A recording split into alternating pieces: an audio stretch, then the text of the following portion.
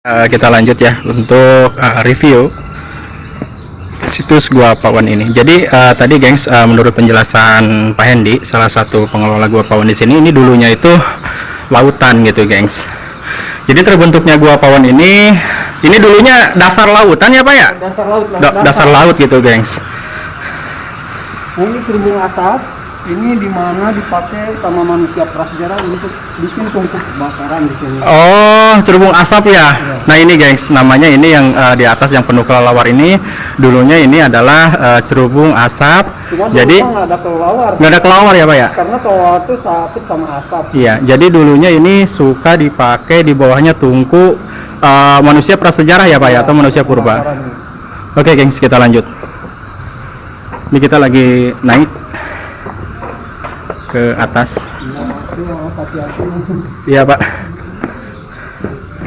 Ini kita lagi ada di mulut gua ya Pak ya. Ini udah masuk di dalamnya sih. Iya. Nah, ini ruangan yang banyak stalaktit. Oh yang ini Pak. Kalau mau diambil silakan. Nah ini di sini terlihat banget stalaktit yang ada di atas itu. Oh iya. Jadi kalau di sini karena kita melihat bahwa sekarang belum banyak curah hujan, jadi untuk stalaktit. Jadi diambil juga nggak apa-apa ya Pak ya, bisa ya Pak? Sebenarnya sih tidak boleh untuk. Oh tidak boleh ya? Untuk ambil foto ya silakan. Oh iya iya. Apa itu Pak? Itu stalaktit ya. Stalaktit yang ada di atas. Karena kalau kita melihat dari segi air, nah di sini tuh ada semacam kayak pH gitu kan. Oh. Nah jadi di sini kalau kita misalkan di sini memasak air, Iya. paling tidak untuk pengamanan itu atau ditaruh di dalam wadah itu nyampe 1 hari atau 1 malam. Endapannya terpisah. Nah ini juga pembuktian setiap tetesannya itu menempelkan gas lumpur. Nah disitulah terbentuk bentukan yang sangat indah. Itu dinamakan stalaktit. Stalaktit. Di bawah stalagmit. Nah, stalaktit di bawah stalagmit. Adapun sinter atau pilar atau tiang itu sudah menyatu gitu kan. Itu. Nah ini ruangan yang nampak banyak stalaktit-stalaktitnya. Oke, kita lanjut ke fosil manusia prasejarah sebelah sana. Oh ini lubang apa Pak? Ini ya bentukan lubang. Bentukan lubang aja ya? Jadi di sini proses. Yang mana Pak? Nah yang ini. Yang ini ya Pak ya? Nah, jadi yang ini itu dikaryakan sama Balai Arkeologi Bandung. Di sini itu ada semacam kayak kerjasama, ada geoforensik, ada juga riset lingkungan Bandung KRCB itu kan. Nah, cuman di sini di awal 2003, nah Balai Arkeologi Bandung bersama Dr. Lutfi Yondri berhasil menemukan 4 kerangka manusia, sama 2017 3 kerangka manusia. Jadi total manusia yang sudah ditemukan ada 7 kerangka manusia. Nah untuk jenisnya ini masuk ke ras Mongoloid Homo sapiens. Ini masuk di Mesolitikum. Jadi Gua Pawon masuk di Mesolitikum, kalau Stone Garden masuk di Neolitikum. Di sana lebih muda, sudah melaju ke zaman-zaman ritual gitu kan. Iya. Nah terus di sini juga, nah ini hasil kerjasama baik Balai Arkeologi Bandung dan Geoforensik. Nah di sini sudah keluar kisaran umur. Di 2003 4 kerangka ini 7.300 sampai 9.500 tahun yang lalu. 2017, nah yang tengah masuk di 10.000, yang paling bawah target di 12.000 tahun ke belakang. Nah jadi ini manusia ini sudah masuk di manusia modern. Nah berhubung di sini kita cerita tentang masa ribuan tahun, berarti kalau tadi masuk laut di masa jutaan tahun, kalau ini ribuan tahun berarti setara dengan cekungan danau Bandung Purba. Jadi dulunya itu ada danau dengan batasan dari Cicalengka sampai Raja Mandala itu kan. Nah itulah. Nah jadi manusia ini sebenarnya mereka itu mempunyai umur yang sangat pendek. Kalau kita 60, 70, 80, mereka nyampe di 30-an. Jadi yang menjadikan peneliti menceritakan kenapa mereka mempunyai umur yang sangat pendek. Nah, kalau istilah kita maka sekarang kan ada medis atau dokter. Kalau dulu sudah kebayang wabah penyakit menimpa mereka, tidak ada solusi lain, patah akhirnya meninggal dunia. Seorang ibu mau melahirkan, tidak ada solusi, akhirnya patah dan meninggal dunia. Itulah yang menjadi catatan bahwa mereka mempunyai umur yang sangat pendek. Iya. Nah, cuman di sini tingkat kecerdasan yang namanya manusia itu boleh dikatakan daya ingatannya itu lebih daripada yang lainnya. Contohnya di sini mereka sudah mengenal kata budaya atau tradisi. Nah, contohnya di sini salah satu yang mereka punya dengan tradisi penguburan dengan posisi lipatan itu kan. Yang itu ya Pak ya? Nah, ini. Jadi mereka menganggap setiap manusia sebelum lahir ke muka bumi pernah mengalami dalam kandungan sang ibu. Iya. Akhirnya lah diberlakukanlah tradisi penguburan dengan posisi lipatan. Nah, untuk pemastian mereka mengenai tradisi ini, jadi bukan hanya di wilayah Jawa Barat termasuk di Pawon, di Indonesia itu ada Gua Sodong, Gua Lawa, Gua Marjan sama posisinya dilipat. Terus yang lebih menguatkan lagi, kita ingat dengan adanya bekal kubur. Ya. Sekarang pakai tanah dibuletin sebagai bantalan, tapi bagi mereka pakai hamparan batu. Yang mana coba? Tuh, yang di bawah sana kan ada hamparan batu. Ya. Jadi batu-batu ini bukan berarti didapatkan di sekitar Kas Raja Mandala. Jadi mereka mendapatkan sampai di pesisir pantai yang sangat jauh. Nah, mungkin di sini kalau kita mengkategorikan bahwa di sini danau, mungkin tepian-tepian itulah yang mereka jelajahin. Mereka menjelajah sampai di sini, contohnya pada Larang, Cililin, Soreang, Garut. Nah, jadi di sini apa yang diceritakan di sekolah, terutama untuk adik-adik, para pelajar. Nah, jadi apa yang diceritakan sama ibu dan bapak guru di sekolah bahwa manusia prasejarah dikaitkan zaman batu dan tulang itu memang betul sekali. Contohnya misalkan di sini, ini ada kaitan dengan tata cara merias mayat, gitu kan? Kita ingat tentang orang yang meninggal di masa sekarang pakai kamper, gitu kan? Iya. Mereka juga sudah bikin ramuan. Nah, alat yang dipakai itu ada yang namanya perkutor. Perkutor. Jadi perkutor itu alat pukul batu yang bisa meramu zat pewarnaan bila mana ada upacara penguburan. Yang lebar ditaruh di bawah, yang kecil dipegang di tangan. Bahan yang akan diramu ditaruh di tengah. Itu ditumbuk. Setelah halus jadi tepung dilulurkan. Entah pengawet atau pewangi, yang jelas mereka sudah paham hal seperti itu. Terus penjelajahan yang terdekat. Kita tahu tentang Nagreg gitu kan? Iya. Ya. Kita tahu tentang Garut. Nah, di Garut di situ ada yang namanya Gunung Kendan. Di Kendan itu banyak terdapat batu obsidian. Kalau sekarang kita punya yang namanya besi, makanya bikin pisau, alat serut, misalkan mata panah. Sekarang pasti pakai besi. Tapi kalau istilah dulu mungkin belum ada izin dari Sang Pencipta. Jadi mereka itu hanya menggunakan batu. Kenapa mereka menggunakan batu obsidian? Jadi obsidian itu dikenal sebagai gelas Gunung Merapi, punya kekerasan 6-7 skala Mohs. Jadi istilahnya kerampingan, ketajaban batu tersebut itu tidak diragukan. Contoh misalkan kita ukur dari masa ribuan sampai sekarang. Waktu dulu kita megang batu tersebut boleh dikatakan tajamnya, rampingnya tidak diragukan. Makanya apa yang menjadikan mereka kesulitan itu kan? Yang penting tetap Sang Pencipta menginginkan sesuatu yang mungkin kita tidak bisa, mereka bisa. Itulah kehidupan. Nah itu kan, nah itulah salah satunya. Nah terus selain itu ada juga di sini kera. Nah makanya di Stone Garden Gua Pawon itu tidak terlepas adanya banyak kera atau monyet tuh kan. Iya. Contoh misalkan mereka menggunakan alat perkakas. Dari lengan PT Brata kelompok kera itu dipakai untuk mengkonsumsi makan dan perburuan. Contoh kecilnya kita tahu tentang adanya siput. Ya. Siput punya ujung buntut. Setiap siput untuk mudah dikeluarkan isi siputnya, ujung buntutnya dipotong. Kalau kita sudah ada izin, kenapa pakai alat segala, tinggal diketrok, disedot pakai mulut sudah beres. Mereka belum ada izin, masih menggunakan alat tersebut, dicongkel dimakan. Terus daging yang sudah dipotong ditusuk dimakan. Nah makanya kalau sekarang ada garpu, ada sate itu diawali dari mereka sebenarnya. Contoh sate, sekarang kita tahu tentang bumbu masak. Mereka pun sudah merasakan gurihnya tentang buah kemiri.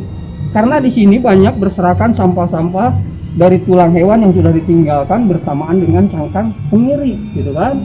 Adapun favorit mereka itu dengan selain daging ada juga sumsum yang mereka makan itu kan. Nah, itulah. Nah, terus kita mengenakan pakaian itu kan. Iya. Nah, jadi di sini sudahkah manusia Pawon ini mengenakan pakaian? Menurut kita memang sudah. Karena kita selalu bersama-sama dengan para peneliti. Nah, di sini ada yang namanya babi hutan. Nah, dari taring babi hutan itu mereka pakai ada yang 2 ujung lancip dengan yang 1 ujung lancip. Yang 2 ujung lancip itu dinamakan munduk. Munduk itu jenis tulang yang mempunyai 2 ujung lancip di kedua ujungnya, dipadukan dengan yang 1 ujung lancip. Jadi mereka mampu membuat alat penutup tubuh baik dari tumbuhan ataupun hewan itu kan. Nah, terus selain itu kita juga sudah mengenal adanya gerabah itu kan, makanya sekarang di pinggiran jalan banyak celengan yang diproduk ribuan macam gitu kan, dengan adanya banyak variasi cat. Kalau dulu kan belum mengenal tentang adanya tulisan, tapi yang uniknya mungkin mereka juga sudah paham mengerjakan pembikinannya. Dulu hingga sekarang sama, ada tatap landas, roda putar, itu diawali dari hal-hal yang sederhana sekali. Nah, selain itu ada juga perhiasan, ada cangkang kerang, taring binatang, sama gigi ikan hiu. Nah, jadi kalau kita pilah jadi 2, taring binatang jenis pelik, kucing, anjing, harimau itu ada di hutan. Yang namanya hiu itu ada di laut. Nah, jadi maksudnya hidup itu ada yang sulit, ada yang mudah. Yang mudah semua orang pasti akan dicari, tapi yang sulit tidak dipersulit, dipermudah. Contoh kita mau beli bahan, yang dituju adalah pasar, nilai dasarnya punya uang. Bagi mereka belum mengenal kata uang. Nah, makanya diberlakukan dengan kata barter, tukar menukar. Itulah keunikan kepintaran manusia di masa lampau. Nah, mungkin itu yang bisa kita paparkan dari hasil karya para peneliti. Itu mungkin yang bisa kita ketahui. Itu Pak, itu teh batas-batas atau apa tuh yang ada? Oh iya, benang-benang. Nah, jadi maksudnya gini, untuk trik ilmu para peneliti, nah di situ ada tarikan benang dengan tulisan T4S2, T5S2. Itu sebenarnya titik dasar ukuran tanah yang paling atas. Berarti itu di ukuran panjang lebar. Contoh misalkan di T4S2 ditemukan paling atas itu gerabah setara dengan kerangka yang ada di arah sana. Jadi nggak mungkin ngambil T5S2, berarti ukurannya harus sama T4S2. Ukuran titik dasar panjang lebarnya sudah diketahui. Nah, terus di sini untuk kedalaman biasanya ada yang namanya speed. Speed itu kedalaman paling biasa yang banyak diambil itu rata-rata 5 cm. Nah, makanya di sebelah sana ada patok warna hitam dan putih. Satu warnanya itu 5 cm. Jadi untuk penggalian juga di sini menggunakan obeng, sendok tembok. Nah, di situ kita misalkan gali, ukur pakai water pass, itu ada selang sama air itu kan. Setelah dapat baru diratakan. Nah, mungkin kalau memang bukan ahli peneliti, ada temuan benjolan sedikit itu paling dicongkel. Nah, jadi maksudnya peneliti itu jangan terburu-buru. Jadi harus seteliti mungkin. Ada benjolan sedikit dikoas, dicutrik. Apakah ini kerangka, apakah ini apa gitu kan? Contoh kerangka itu kalau bukan sama yang ahlinya sudah hancur berantakan. Betul. Kerangka yang mana Pak? Yang paling atas. Itu kan? Nah, itulah. Karena dengan tim ahli akhirnya terlihat nampak bahwa yang atas itu lebih sempurna, lebih kuat ketimbang yang tengah sama yang paling bawah. Nah, makanya kalau tadi kita cerita udah ada 7 kerangka, nampak hanya dilihat 3. Jadi di sini ada dari geoforensik menyimpulkan bahwa setiap dari organ tubuh yang paling kuat adalah gigi. Jadi kalau kita lihat per kerangka yang atas Pak, paling atas itu lebih sempurna, lebih mungkin kalau dibilang lama tidak setara dengan yang tengah, masih kuat gitu kan.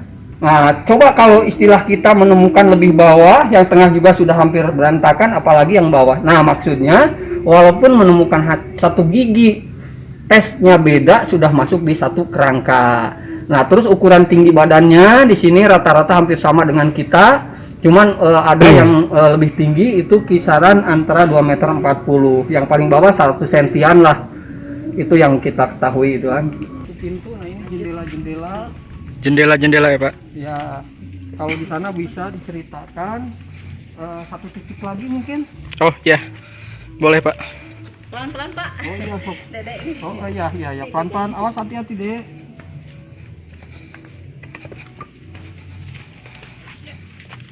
Maaf sih. Padahal kesini ada pegangannya nih. Iya ya. Dedek ke situ aja Dedek. Coba Dedek di sini. Jadi kita kru kita nih lagi dibantu gengs. Oke. Yuk kita ke bawah. Kita menuju ke mana ini Pak? Kita ke jendela-jendela. Jendela. Jadi di situ bisa kita lihat bahwa jendela itu pemastian ada segi hal yang dianggap hal yang terpenting bagi mereka, Iya. gitu kan? Subhanallah. Hati-hati. Ya.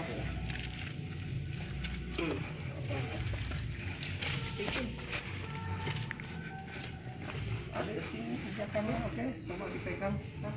Hah? Iya, oke. Oke.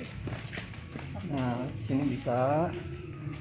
Nah, tuh kan udah enakan di sini.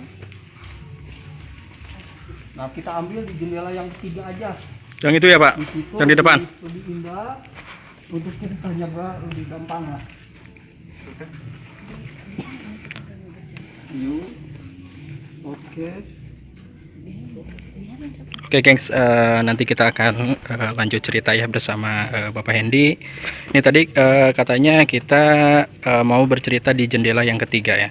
Ikuti terus keseruannya masih bersama Debbie Studios.